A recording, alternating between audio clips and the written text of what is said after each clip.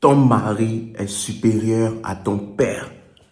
Monsieur les papas, la vérité arrive, il faut la dire claire et évoluer. Comment tu peux me dire que tu es supérieur au mari de ta fille? Ça, c'est les papas inconscients, les papas voyous, les papas qui ne veulent pas l'évolution de leur fils. Tu resteras et demeureras son père. Mais son mari est supérieur à toi. C'est vous gâtez les foyers des gens à mettre vos bouches dedans. Ah non, je comprends pas. Soit c'est positif, soit c'est négatif, hein. Mais moi, je dirais ma vérité crue. Salut à tous, bienvenue dans un nouvel épisode. Mon nom est Massime Bokor. J'ai eu un commentaire qui m'a dit que je suis pas un père et c'est pour ça que je comprends pas que je suis supérieur au mari de ma fille. Je veux même pas de ça. Même dans la Bible, là, il est dit, tu laisseras ton père et ta mère et tu seras avec ton mari. Non, enfin, pas exactement comme ça. Mais si la Bible même dit ça, de quoi vous me parlez que ton père est supérieur à ton mari? Au nom de quoi? Va épouser ton père alors. Tu as laissé ton père, tu as trouvé un homme, ton homme est supérieur à ton père. C'est ce que ton homme dit, femme, que tu fais. Ce n'est pas ce que ton père dit que tu feras. Au nom de quoi? Femme qui a trouvé un homme qui l'aime. Moi, j'ai connu l'amour. Ce genre d'amour qui, j'aurais pris une balle pour. Je me serais battu contre son père. S'il le faut. C'est elle d'abord. Parce que c'était moi avant elle. Elle me met toujours devant, avant elle-même. Donc, quelqu'un qui est prête à se supprimer pour toi, c'est réciproque. Et le père même, il te donne sa fille cadeau. Il voit, ah, aujourd'hui, je l'ai protégée jusqu'à ce qu'elle grandisse, mais aujourd'hui, j'ai vu qu'elle a trouvé pire protection que ce que je lui offre. Que tout l'amour avec lequel je l'ai couvert, elle a trouvé fois 100. Vous pouvez jamais aimer votre fille autant que son mari, un vrai mari. De quoi vous parlez? En tout cas, moi, je ne suis pas d'accord avec ces mentalités-là qui disent que un père est supérieur à... Non, non, non. Moi, je veux pas être supérieur au mari de ma fille. J'en ai deux. J'aimerais qu'elle trouve cet homme-là qui les aime au point de prendre une balle pour elle. J'aimerais qu'elle trouve ce genre d'homme-là qui défend tout leur intérêt. Vous voyez, quand vous vous battez et puis reste derrière, et puis tu te bats, tu ne veux même pas que quelque chose lui arrive. C'est ce genre-là d'homme que je veux pour mes filles. Et moi-même, en fait, si elle vient se plaindre, je lui dis, va là-bas pour régler ton affaire avec ton homme. Bref, chacun a sa mentalité, mais voilà, moi, c'est de ce côté-là, moi, je suis. Et aujourd'hui, je vous parlerai de l'histoire d'une fille qui, le vrai amour, l'amour que j'ai connu, qui était vraiment, ça a dépassé tout ce qu'on appelle l'amour. Là où tu t'effaces. Je ne veux même plus de ce genre d'amour parce que c'est à la fois toxique et beau. Cet amour où tu ne vis que pour elle. Cet amour où quand elle n'est pas à la maison, tu n'es pas à l'aise. Cet amour que quand elle vient, tu penses que tu as trouvé. Cet amour que quand elle est à la maison ou qu'elle rentre, quand elle sonne, tu peux être en colère n'importe comment. Ta colère part. Tu es heureux automatiquement. Ce genre d'amour, tu lui dis tout. Vous n'avez pas de secret. J'en ai connu à Ottawa. Au début, comment on s'est rencontrés? J'étais en génie électrique et je devais commencer la session de septembre. Et elle était, je crois, au Congo avec sa maman. Et elle préparait son admission, sa venue au Canada. Il y avait un groupe, on avait un groupe sur Facebook par le lien de l'université d'Ottawa. Et je parlais avec beaucoup de personnes, hein. Je parlais avec beaucoup de filles. Il y avait une Française, je ne peux pas dire son nom, ni le nom de la fille dont je parle. On parlait avec elle. Elle était dans un pays, Thaïlande. Et elle avait même des problèmes de visa et tout. On a tissé des liens comme ça avec la Française. Mais à côté, j'avais aussi tissé des liens avec ma Congolo. Elle n'est même pas congolaise. Elle est togolaise, algérienne. Elle est métisse. J'ai tissé des liens avec elle aussi et on parlait tout le temps, tous les jours on parlait. De façon naturelle, j'ai commencé par oublier la française. J'ai rien contre les françaises, hein, mais j'ai commencé par l'oublier parce qu'il y avait beaucoup plus de liens entre elle et moi. Je ne savais même pas qu'elle avait un copain. Au finish, elle est arrivée. Je suis allé la chercher à l'aéroport. La première fois qu'elle est arrivée, je me rappelle, on a mangé pizza à Pizza sur Nelson Street, là en face du Loblaws, là à Ottawa. Puis c'était, dès le début, je savais que je voulais d'elle. Je la voulais. Mais elle avait un copain. Bref, la distance n'est pas bonne. Hein. La distance ne fait pas de bonnes choses. Son copain était à Québec et la distance, ce n'est pas qu'elle a été infidèle, elle n'a jamais été infidèle, mais la distance a créé beaucoup de problèmes. Tout le temps, tu passes du temps avec une personne, l'autre personne, tu commences par l'oublier. Si ce n'est pas solide, je me rappelle, on a commencé la rentrée de septembre ensemble, elle venait tout le temps à Site, on faisait nos cours de physique ensemble, puis après, elle partait à des marais. Elle était en faculté de gestion internationale. Bref, c'était l'amour. En tout cas, moi, je l'aimais. Après, elle venait passer du temps avec moi et mes amis dans mon appartement. Doucement, doucement, elle s'est installée, on a même carrément dit. Mais elle avait son appartement quand même à Ottawa. Mais elle passait beaucoup plus de temps avec moi. Les liens ont commencé par se tisser. Et on ne sait même pas, on n'a jamais dit qu'on était en couple. On était toujours amis. Je peux même pas dire qu'on était en couple, mais on s'aimait comme ça. C'est le genre de personne qui, quand tu ne vas pas bien, elle ne va pas bien. À un moment, mes amis étaient même jaloux parce que je la passais avant tout le monde. Oui. C'est le genre de personne qui va lire si quelqu'un t'aime ou pas, tellement elle t'aime. C'est fou, hein. Moi, en tant qu'homme, j'allais cuisiner pour elle. J'allais faire la tassie. Je l'aimais trop. En fait, je l'aimais trop. Quand j'avais des difficultés, elle était toujours là. J'avais ma voiture. Quand elle est à côté de moi, quand on se parle, et elle sent, elle lit en toi les problèmes. Elle va t'envoyer de l'argent. Et puis toi, tu es même fâché. Je t'ai pas demandé de l'argent. Je partageais mes peines et mes joies avec toi. Mais elle était toujours là. Elle devançait toujours tout. Elle était juste ta personne. Mais à un moment, ça ne s'est pas trop bien passé. Parce qu'elle allait souvent en vacances. Elle revenait au Congo. Elle allait, revenait. Moi, je travaillais un été ici. Doucement, doucement, je ne me rendais pas forcément compte que notre amour s'écartait. Pire, j'étais en situation difficile. Donc, c'est en ça, moi, je trouve que les femmes vont t'aimer de façon conditionnelle, mais inconditionnellement. Je ne lui en veux pas, jamais.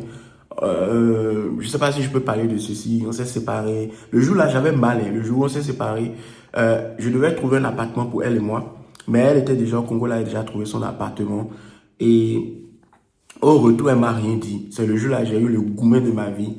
J'essayais de la déposer, mais elle voulait pas.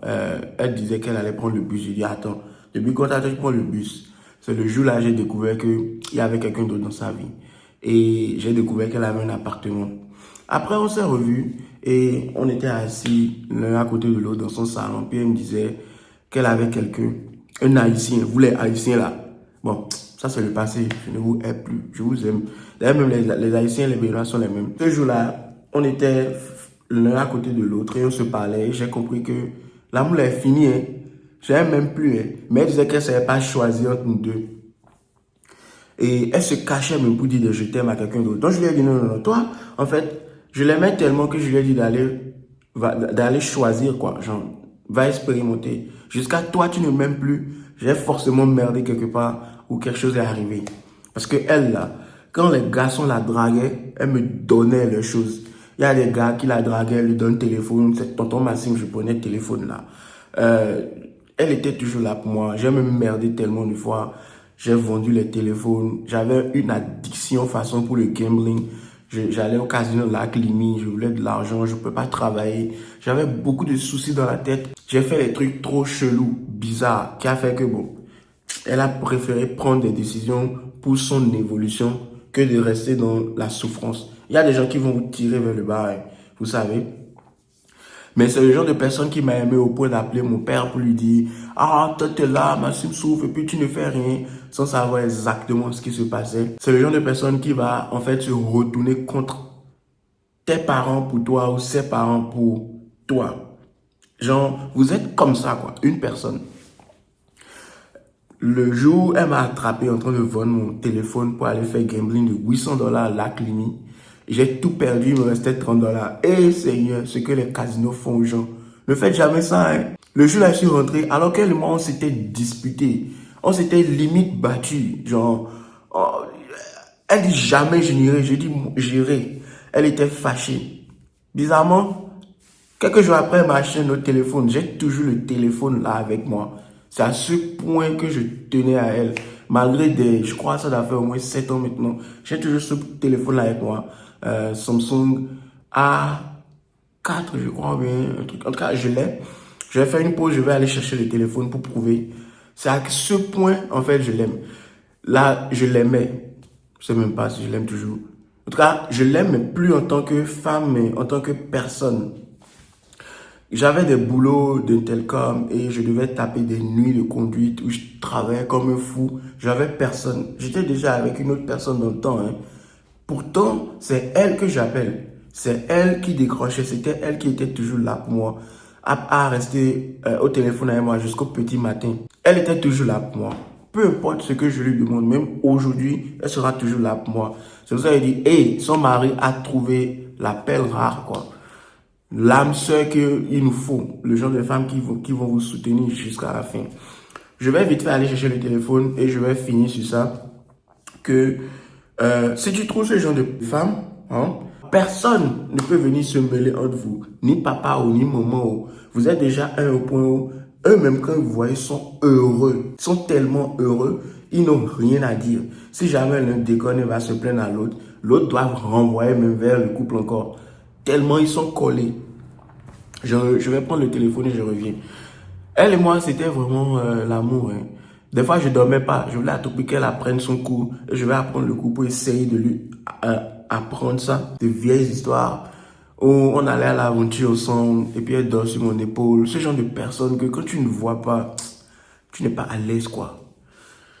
J'arrive.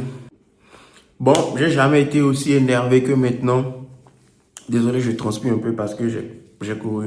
Je suis allé dans ma chambre où je garde mes effets. J'ai pas trouvé mon téléphone. Le téléphone que Sab m'a donné, mais j'ai appris une chose, le contrôle des émotions, c'est la meilleure des choses. J'ai pas su contrôler mes émotions. Je suis allé dans ma chambre pour chercher le téléphone. Je voulais à tout prix prouver, mais bon, au moins ça me va. Mais c'est à croire que c'est la fin de l'histoire, vraiment. Toute histoire a une fin. Peut-être que j'avais besoin de ça parce que c'est la seule chose que je gardais d'elle encore. Ce téléphone qu'elle m'a donné il y a des années, comme plus de 6 ans, 7 ans. Ma soeur l'a jeté. Donc, je l'ai réveillé, j'ai réveillé tout le monde dans ma chambre. Elle a dit qu'elle a jeté ça hier. Alors que si je savais, si j'avais pas été paresseux, hier, j'étais pas trop dans mon assiette.